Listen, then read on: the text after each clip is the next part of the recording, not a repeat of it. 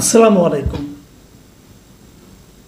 প্রিয় দর্শক, গত রাতে বুধবার জাতীয় নাগরিক পার্টি এনসিপি, যেটাকে আমরা ছাত্রদের দল বলছি, সেই দল তাদের আর্থিক তহবিল পরিচালনার নীতিমালা প্রকাশ করেছে এবং তারা বলেছে এটা হলো তাদের আর্থিক নীতিমালা এবং ক্রাউড ফান্ডিং।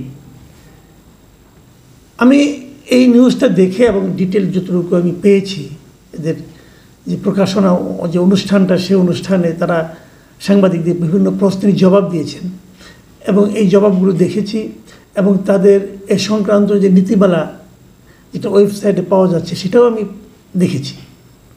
সত্যি কথা বলতে কি, এই ব্যাপারে ডিটেল আলোচনার আগে শুরুতেই আমি এই এনসিপিকে ধন্যবাদ জানাচ্ছি এবং বিশ্বাস করেন এটা আমার একদম অন্তঃস্থল থেকে আমি এই ধন্যবাদটা জানাচ্ছি। আমি এর আগে কোনো দিন কোনো রাজনৈতিক দলকে এতটা খোলা মনে ধন্যবাদ জানাইনি যতটা এবার আমি এনসিপিকে জানাচ্ছি।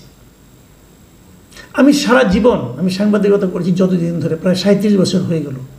এনসিপির অনেক নেতার বয়সে 37 না, তো এই 37 বছরের সাংবাদিকতা জীবনে এবং আমার ব্যক্তিগত জীবনে আমি সবসময় যে বিষয়টার উপর সবচেয়ে গুরুত্ব দিই সেটা হলো আর্থিক স্বচ্ছতা।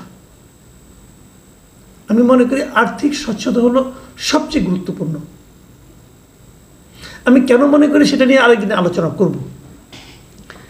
এবং আমাদের সবচেয়ে বড় ট্র্যাজেডি হলো আমাদের রাজনৈতিক দলগুলোর কোনো আর্থিক স্বচ্ছতা নেই। তারা কিভাবে টাকা পায়, কিভাবে টাকা খরচ করে, এই ব্যাপারে তারা কারো কাছে জানায় না, কাউকে জবাবদিহি করে না।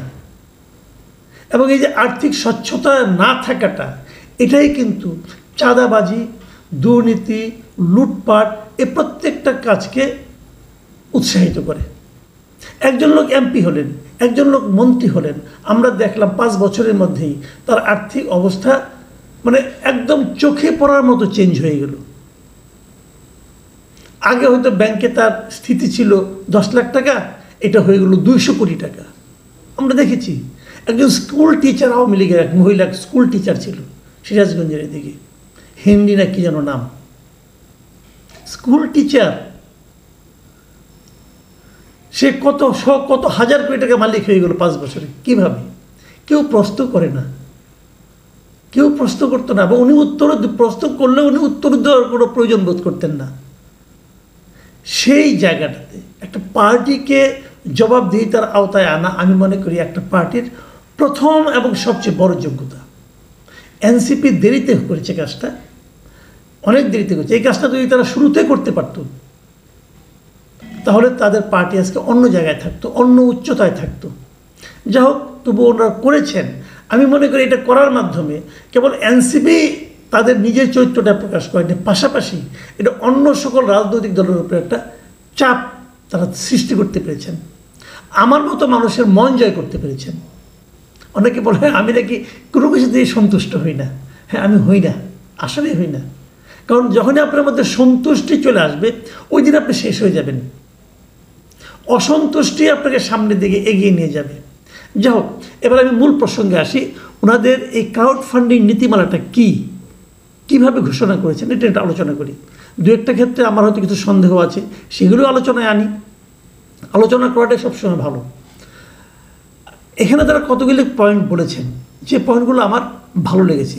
ওনারা বলেছেন ওনারা কয়ভাবে টাকা নেবেন, কয়ভাবে তাদের ফান্ড রেজ করবেন। 1 নম্বর হলো গিয়ে ওনারা দলীয় ফর্ম বিক্রি করবেন, 2 লাখ ফর্ম বিক্রি করবেন।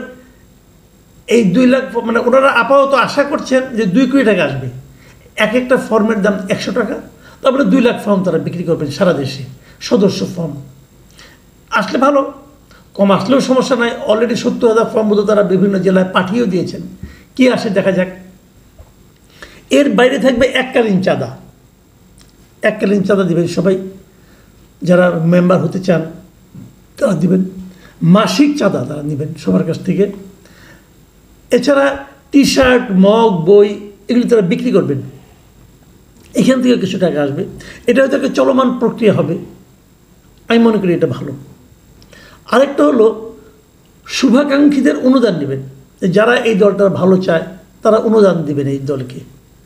আমি বলে রাখি, আমি এই দলকে অনুদান দেব। আমি গরিব মানুষ, অল্প দেব, কিন্তু আমি দেব। এবং আমি এটাও বলে রাখি, যদি বাংলাদেশের অন্য অন্য রাজনৈতিক দল এই ধরনের ট্রান্সপারেন্ট ওয়েতে অনুদান চায়, আমি তাদেরকেও অনুদান দেব। যত দল চাইবে আমি সব দলকে অনুদান দেব। কারণ আমি চাই সবাই কথা বলুক, দেশের স্বার্থে সবাই কথা বলুক, এবং সেক্ষেত্রে আমার যতটুকু সামর্থ্য আছে আমি সবাইকে চাইব যে তারা টিকে থাকুক। টিকে থাকার জন্য টাকাটা একটা জরুরি ব্যাপার। সেই টাকাটা মানুষের কাছ থেকে আসা উচিত। সেই টাকাটা যদি একজন লোক দেয়, ধরেন একজন বড় ব্যবসায়ী দিল, যখন আপনি একজন বড় ব্যবসায়ীর কাছ থেকে টাকা নেবেন, তখন সেই ব্যবসায়ীটার কাছে আপনি কিন্তু আপনার মাথা বিক্রি করে দিলেন। পরবর্তী সময়ে যদি আপনি কোনো জায়গায় দায়িত্বপূর্ণ জায়গায় যান, তখন ওই ব্যবসায়ীর কাছে কিন্তু আপনি দায়বদ্ধ থাকবেন। তারা আপনাদের কাছ থেকে কিন্তু অন্যায় আবদার তারা আপনার কাছ থেকে বাস্তবায়ন করিয়ে নিয়ে যাবে। যে কারণে একজনের কাছ থেকে 10 লাখ টাকা না নিয়ে আপনি 1000 জনের কাছ থেকে 1000 টাকা করে নেন, সেটা হলো ভালো। যা হোক, তারা ওই দিকে যাবে। কিন্তু এখানে আরেকটা জিনিস আমার পছন্দ হয়েছে, সেটা হলো যে যারা পূর্ণকালীন নেতাকর্মী যারা হবে, যারা নাকি দলের জন্য সার্বক্ষণিক কাজ করবে, তাদের সংসার কীভাবে চলবে, এই প্রশ্নটা আমি বহুবার বলেছি। আমি বহুবার জানতে চেয়েছি যে একটা দলের যারা লিডার, ওদের সংসার কীভাবে চলবে। আপনি দেখবেন একে দলের সাধারণ সম্পাদক, সভাপতি, মানে হওয়ার পরে গাড়ি বাড়ি অনেক কিছু হয়ে যায়। কোত্থেকে আসে ভাই? কোত্থেকে আসে বলেন? দল ওনাকে বেতন দেয়? বেতন দিলে কয় টাকা বেতন দেয়? যারা মন্ত্রী হন, মন্ত্রীর বেতন কত? মন্ত্রীর বেতন কত? তাহলে তার শান শৌকতটা আসে কোত্থেকে? এই সমস্ত প্রশ্ন কিন্তু উঠবে। বাংলাদেশের কোনো মন্ত্রী বেতন আমার চেয়ে বেশি না। বাংলাদেশের কোনো মন্ত্রীর বেতন, কোনো উপদেষ্টার বেতন আমার চেয়ে বেশি না। আমি এই বিভিন্ন টক শো করে, বিভিন্ন পত্রপত্রিকায় লেখালেখি করে আমি যা ইনকাম করি, তার অর্ধেকও ইনকাম করে না। কিন্তু আমি গরিব মানুষ, এই টাকা দিয়ে আমার সংসার চালানোর কষ্ট হয়। কিন্তু তাহলে ওনাদের কেমন এত শান শৌকত হয় বলেন? বেসিক কোশ্চেন করলাম আমি। কিন্তু হয়ে যায় কেন? তারা কোনো হিসেব দেয় না, তাদের কোনো জবাবদিহিতা নাই। এই জবাবদিহিতা যখন নিশ্চিত করবেন তখন হবে। আবার যারা বিরোধী দলে আছেন তাদেরও শান শৌকত দেখবেন করে। বিরোধী দল এত টাকা আসে কোত্থেকে? ওই যে কমিটি বাণিজ্য করে, অমুক করে, তমুক করে আসে। এবং তাদের যদি আপনি যদি তাদেরকে বেতন দিতেন, তখন আপনি প্রশ্ন করতে পারতেন, তোমাকে তো আমি এই টাকা বেতন দিই, তুমি তো পূর্ণকালীন কর্মী আমার, তুমি কোথায় পাবা টাকা? এইটুকু যে মেনে আসবে তারাই দল করবে।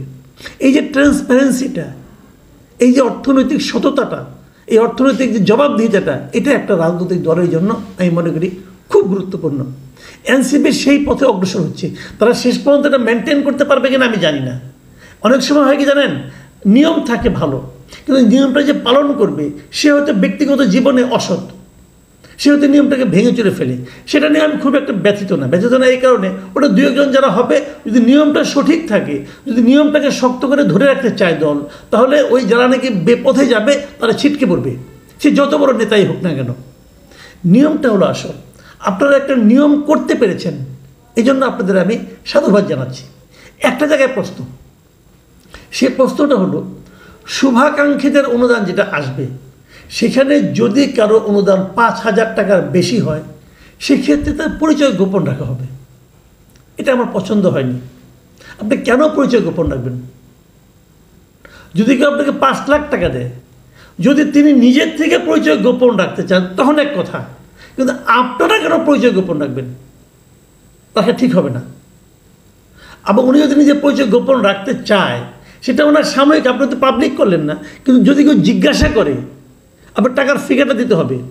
যেমন আপনাদের যে ড্যাশবোর্ড আছে সেখানে আপনার দিতে হবে যে একজন লোক 5 কোটি টাকা চাঁদা দিয়েছে।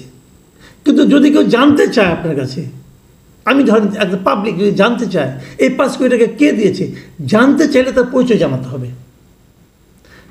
কারণটা কি? আমি মনে করি এক্স একটা ব্যবসায়িক প্রতিষ্ঠান, এক্স কর্পোরেশন, আমি মনে করি এই এক্স কর্পোরেশনটা একটা স্মাগলিং ব্যবসা করে, আমি মনে করি। কাজেই আমি যদি দেখি যে আমি যে দলকে ভোট দিতে চাই সেই দলে এক্স কর্পোরেশনের টাকা আছে, আমি তো দলে ভোট দেবো না। কাজে আমি যখন আপনাকে ভোট দেবো কি দেবো না, এটা ডিপেন্ড করছে আপনি আমার কাছে কতটা স্পষ্ট নিজের চেহারাটা করতে পেরেছেন তার উপর। আপনার চেহারাটা কোথায়? যারা আপনার সঙ্গে বসে, আপনি যাদের সঙ্গে বসেন তাদের উপর। কাজে সেটা দেখে আমি ভোট দেবো। কাজে যদি কোনো সদস্য আপনাকে পার্টিকুলারলি জানতে চায় ওই 5 কোটি টাকা কে দিয়েছে, আপনাকে ভাই বলতে হবে। আপনি খুচরা মুচরা খবরের মানে টাকার হিসাব দিবেন আর ওই বড়গুলি গোপন রাখবেন, ভাই এটা হয় না। দিলে সবগুলি দিতে হবে, A to Z। আপনি বলবেন এতে টাকা কম আসবে না। আপনি যখন সবার পরিচয় প্রকাশ করবেন তখন ওই ধনী লোকগুলো আপনি চাঁদা দিবেন না। দেখ গরিবের টাকায় চলেন, সমস্যাটা কোথায়? গরিবের টাকায় চলেন, প্রবলেম নেই কোনো। ওই ধনী লোকের ব্যবসায়িক প্রতিষ্ঠানে যারা চাকরি করে তারা আপনাকে ভোট দিবে, ওই একজন ব্যক্তি ভোট দিবে না, সমস্যা নেই কোনো। ওই লোকের টাকার উপর ডিপেন্ড করেন না। এখন শেষ কথা যেটা বলতে চাচ্ছি, আপনারা একটা নতুন জিনিস চালু করেছেন। আমি আপনাদের ড্যাশবোর্ডে গিয়েছিলাম, দেখলাম যে মাত্র 7 দিন হয়নি, এখন 3 দিনের মধ্যে মোটামুটি ভালোই টাকা পড়েছে। আমি এটা নিয়ে আরও আলোচনা করব। আজকে যেখানে থামতে চাই সেটা বলছি। আপনাদের দুটো ঘটনা নিয়ে কিন্তু আপনাদের জনপ্রিয়তা অনেক কমে গিয়েছে। সেটা হলো এই যে আপনাদের সমাবেশগুলো করেছেন, একটা সমাবেশ এবং একটা ইফতার পার্টি, সেখানে খরচের হিসাবটা আপনাদের দিয়ে দিতে হবে। কোথা থেকে টাকা পেয়েছেন এবং কিভাবে খরচ করেছেন এটা আপনার ভাই দিতে হবে। 2 নম্বর হলো আপনাদের অনেক নেতার ব্যাপারে কিন্তু নানা ধরনের আপত্তি উঠেছে। তাদের অর্থনৈতিক কর্মকাণ্ড, হঠাৎ করে বড়লোক হয়ে যাওয়া, হঠাৎ করে একদম গরিব থেকে বিশাল বড়লোক হয়ে যাওয়া, যার পকেটে টাকা থাকতো না সে হঠাৎ করে জমিদার বংশের সন্তান হিসেবে নিজেকে পরিচয় দিতে শুরু করা, এই যে বিষয়গুলো, এই যে লোকগুলো, এই লোকগুলোর ব্যাপারে কিন্তু আমরা আরও ট্রান্সপারেন্সি পেতে চাই, আরও ট্রান্সপারেন্ট তাদের মানে আপনার বিবৃতি, তাদের চেহারাটা আমরা দেখতে চাই। এটা আপনাদের করতে হবে ভাই। আর ওই দুটো অনুষ্ঠানের খরচের হিসাবটাও আপনাদেরকে দিতে হবে। আপনারা দিন, আপনাদের সঙ্গে আমরা থাকব। এবং এই সঙ্গে অন্যান্য সকল রাজনৈতিক দলকে বলবো, আপনাদের অর্থনৈতিক ব্যবস্থার আমরা হিসাব চাই। আপনারা এই দেশে রাজনীতি করবেন, এই দেশের জনগণকে কোনো গুরুত্ব দিবেন না, তা হবে না। এদেশের জনগণ জানতে চায় আপনার খরচ কীভাবে মানে ব্যয় এই নির্বাহ করেন, কত টাকা পান, কার কাছ থেকে পান, কীভাবে খরচ করেন, জানাতে হবে। ট্রান্সপারেন্ট আপনাকে হতে হবে। ট্রান্সপারেন্ট হবেন না, স্মাগলারের টাকায় দল চালাবেন আর বলবেন আপনি জনগণের দল, এটা চলবে না ভাই। আপনি যে দলই হন না কেন। আমি জামাতের ওয়েবসাইটও চেক করেছি, জামাত বলে তা নাকি নিজেদের টাকায় চলে, খুবই ট্রান্সপারেন্ট পার্টি, কোনো হিসাব দেখিনি ওখানে। ওই যে আপনারা নিজেরা হিসাব করেন, তাহলে নিজেরাই ভোট দেন, আমাদের ভোট চাইেন না। আমাদের ভোট চাইতে হলে আমাদের কাছে আপনাদের অবস্থানটা ক্লিয়ার করতে হবে। আমি জামাত ইসলামের দেখলাম তাদের ওয়েবসাইট বেশ গোছানো ওয়েবসাইট। আমি জামাত ইসলামকে রিকোয়েস্ট করব আপনাদের অর্থনৈতিক ড্যাশবোর্ড, অর্থনৈতিক হিসাব নিকাশ পাবলিক করুন। বিএনপিকে রিকোয়েস্ট করব আপনারা করুন। প্রত্যেকটা দলকে, যেগুলো বামপন্থী দল তারা তো করতেই পারে, তারা করে না কেন, প্রত্যেকটা দলকে করব আপনাদের অর্থনৈতিক হিসাব আমাদের কাছে দিন। এই যে সেই জনগণই সবচেয়ে বড় শক্তি, সেই শক্তিকে ইগনোর করবেন না। প্রিয় দর্শক, এখন এই পর্যন্তই। আল্লাহ হাফেজ।